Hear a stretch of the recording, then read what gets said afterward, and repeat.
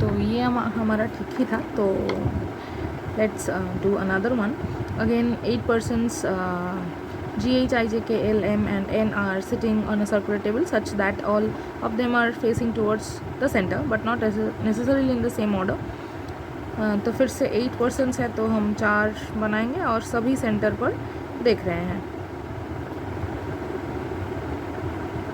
सभी towards the center. H sits 2% away from G.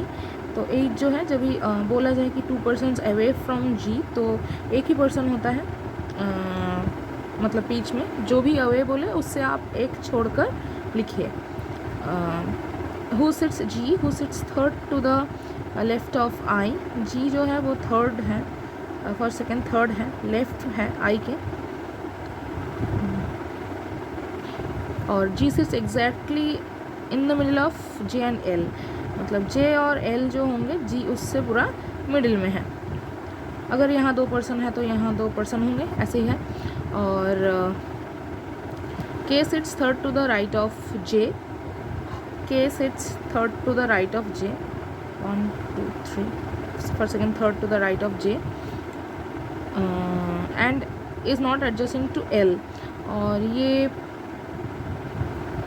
K जो है वो L के एडजेसेंट में नहीं है, तो लिख कैसे काटना है आपको. At least 2 person sit between M and N. At least 2 person sit मतलब करते हैं M और N के बीच में. When counted from both sides. अगर आप ऐसे भी जैसे भी काउंट करो आप एटलीस्ट 2 पर्सन्स बैठने चाहिए. N is not adjacent to K और N जो है K के एडजेसेंट में नहीं होगा. ठीक है, चलिए बनाते हैं. फर्स्ट जो है वो H और G को लेकर बनाएंगे तो इट विल बी हेल्पफुल. तो H और G के बारे मतलब बीच में एक पर्सन है, उनको बिठाया.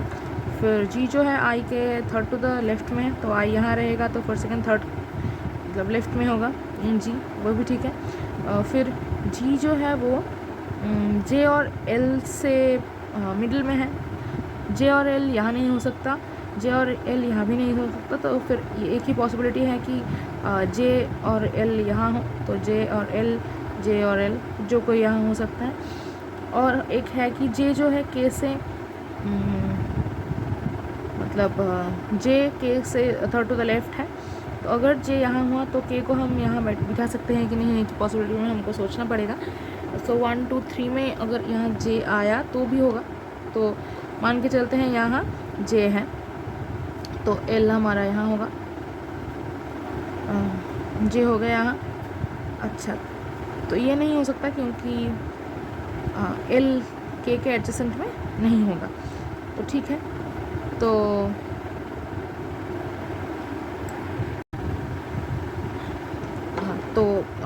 ये L के एडजेसेंट हो रहा था तो हमें नहीं लेना, यहाँ L लेना है और यहाँ J लेना है.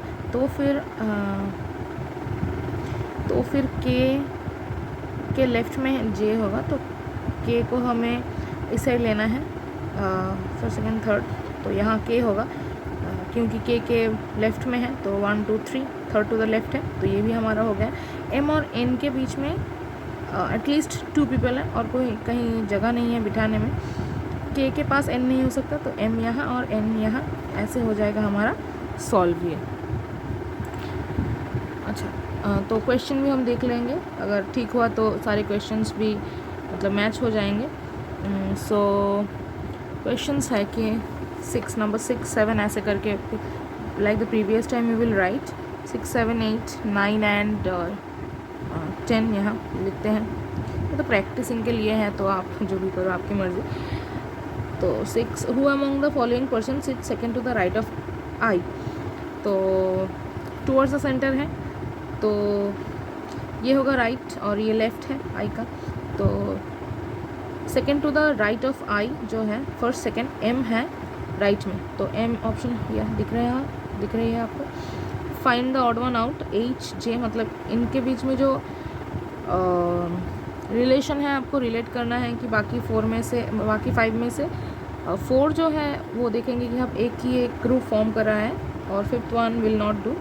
सो एच और जे के बीच में 2 लोग हैं, आई और जी के बीच में भी 2 लोग हैं, के और एल के बीच में भी 2 लोग हैं, एम और जी 2 लोग हैं, एन एंड एम के भी 2 लोग हैं। तो हमको कुछ और सोचना पड़ेगा कि एच और जे के जब राइट से आप गिने तो 2 लोग हैं, आई और जी के भी अगर आई के लेफ़्ट से गिनो तो 2 है, के और एल का जो है उसके राइट में से 2 लोग हैं, एम और जी जो है एम के भी राइट में से 2 हैं, हाँ।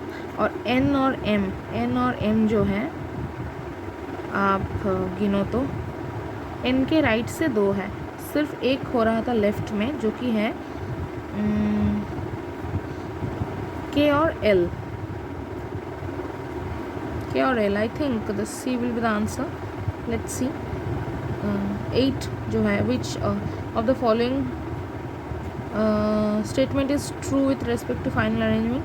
के sits to the immediate left of N, नहीं ये ट्रू नहीं है। I sits to the immediate right of H, I जो है immediate no.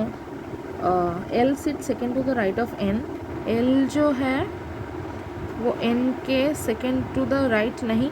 M faces towards L, M faces towards L. K sits no immediate right of H K नहीं है, no none of this I think. तो E हुआ। और as many person sit from the right of M, M K right में से 2 लोग हैं G K, as from the left of N to L, 2 लोग, एच टू के बहुत सारे लोग, मुझे लगता है कि ए होगा। एम टू आई, एक लोग नहीं होगा। जे टू के लेफ्ट में से नहीं, ये नहीं होगा, सिर्फ एक ही लगता है मुझे, N to L. So the answer will be A. और 10 जो है, if all the persons are made to sit in alphabetical order in a clockwise direction with respect to G, how many persons remain unchanged in their position excluding G? G को exclude करके अगर clockwise मतलब देखा जाए तो कितने सारे हैं जो एक ही जगह में रहेंगे, उनका प्लेस जो है वो इंटरचेंज नहीं होगा, अनचेंज रहेगा। So let us C. Ji, H I जे के ये हुआ, के एल एम एन ओ, तो सिर्फ एक ही है, 1 will be the answer. So B. Let's check final. 1 will be H L G J N I K M. तो ठीक है, हमारा आंसर देखते हैं 6D। 7 वो बी था, ई ए और बी। ठीक है, सो ऐसे करिए आप तो मिनिमम पॉसिबिलिटी से बना पाएंगे।